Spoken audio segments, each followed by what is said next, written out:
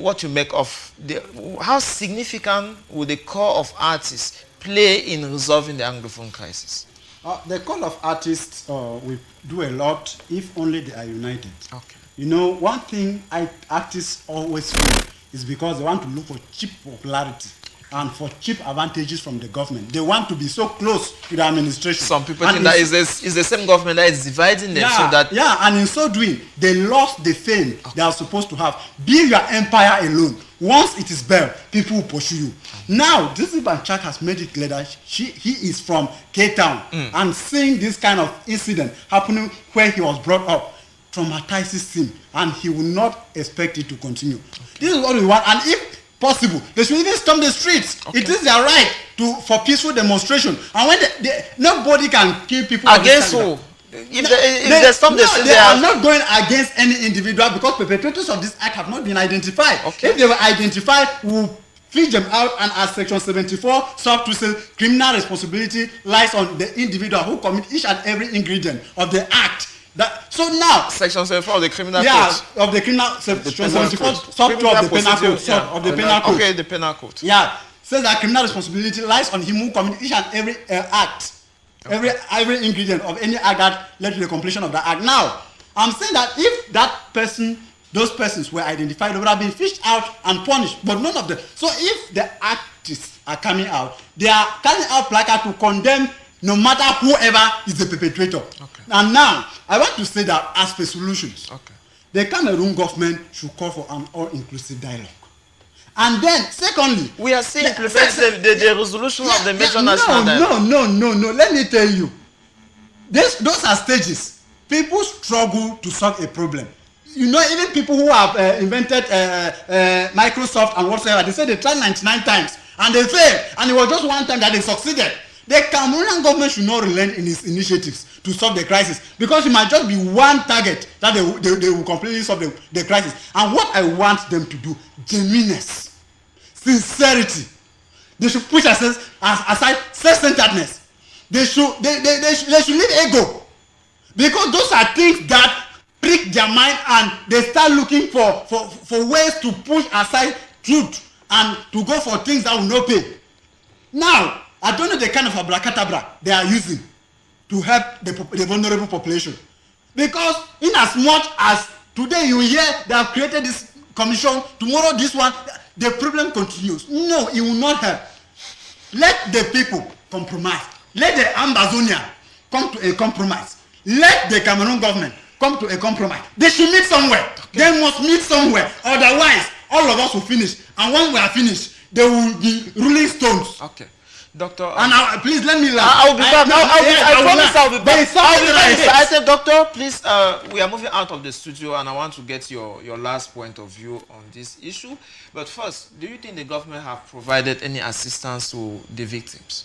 The Prime Minister and Head of Government, with my respect, Chief Dr. John Gote, received a message from the Presidency of the Republic that some ministers or a delegation should be sent to mourn and with this family, and I think that was a positive step. That was an urgent step that I appreciate the President of the Republic, President Paul Biya, for that.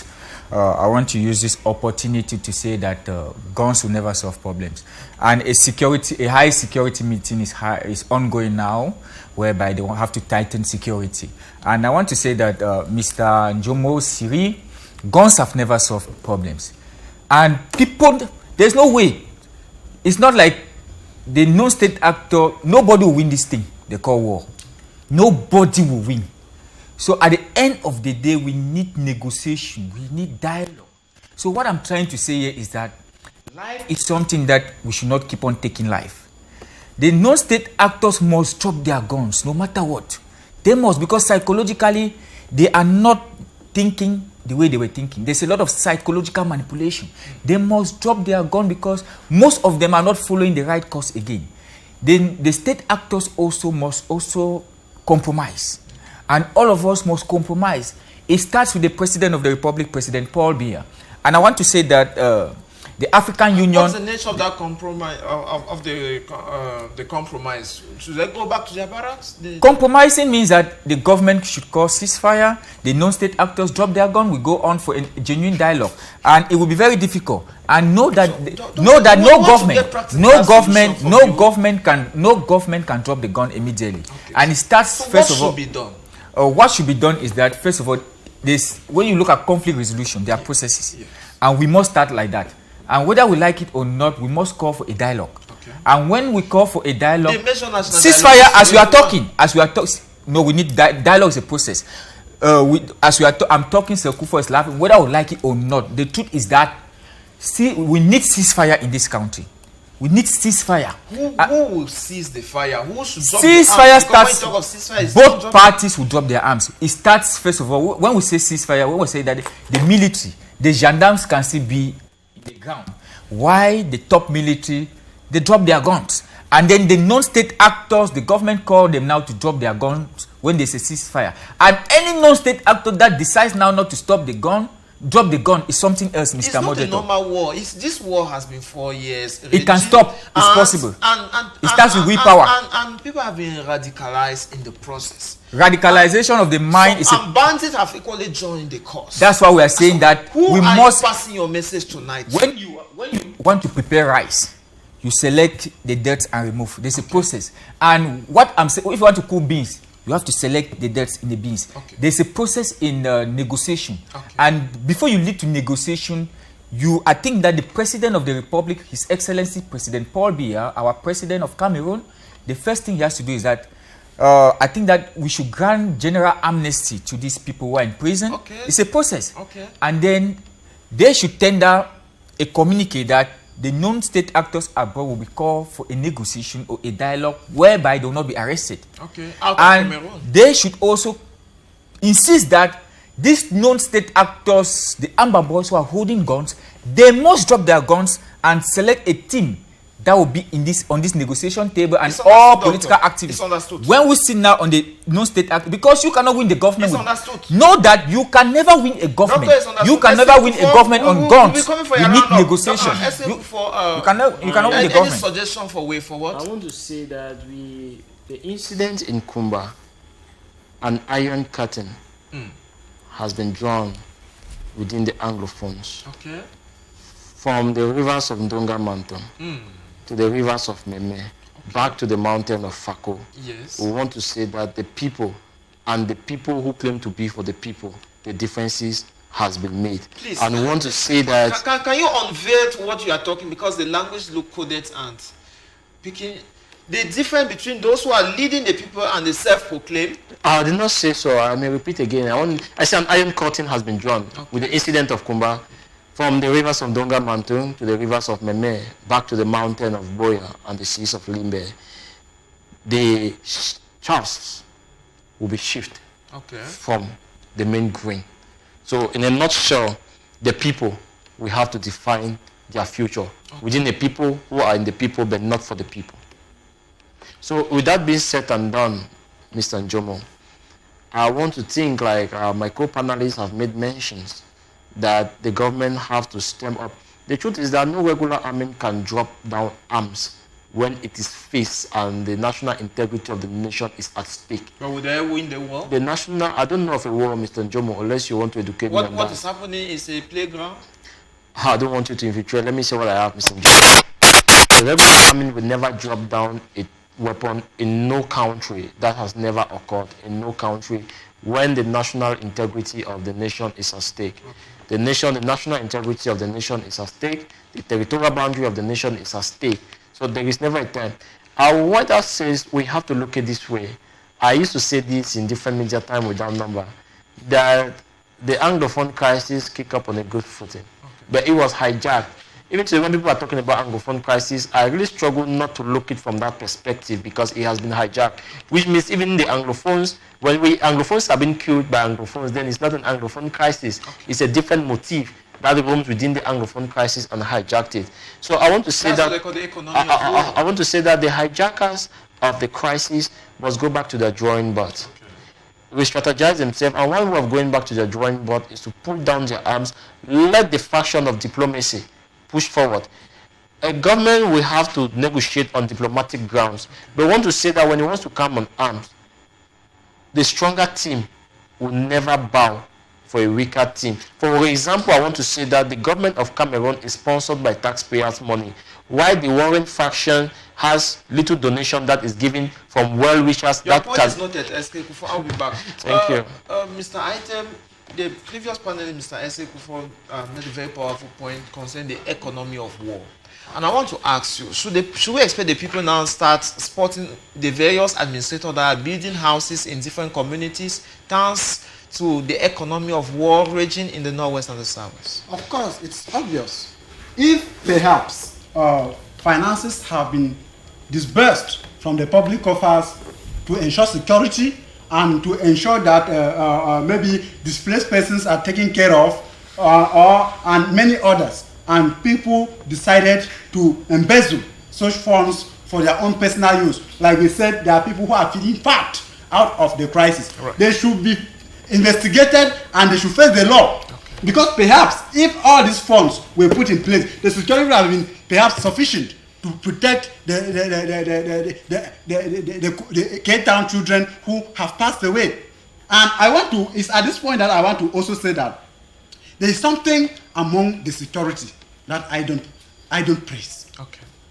You always see a convoy moving with high-profile officials. They are going to their toilet, a military man is at the door. They are going to visit their neighbor, military people are escorting them. It's state protocol. It's state protocol, I appreciate. But what I frown at is once security has been tightened at one angle for some personal individuals, what becomes of vulnerable persons like the Kumba sons and daughters who lost their life? For that reason, that is why I am saying, if security cannot be at the liberty of everybody and at any time, do you expect a policeman behind every Cameroonian? No, I am not saying behind every Cameroonian. That is why appropriate solutions are needed urgently. Let's take this question. It will surely answer your worry. I think if schools were suspended for a while, this issue will have been looked into. The government thinks that as school seems to be ongoing, everything is back to normal. I am Bertus, writing from Malengo.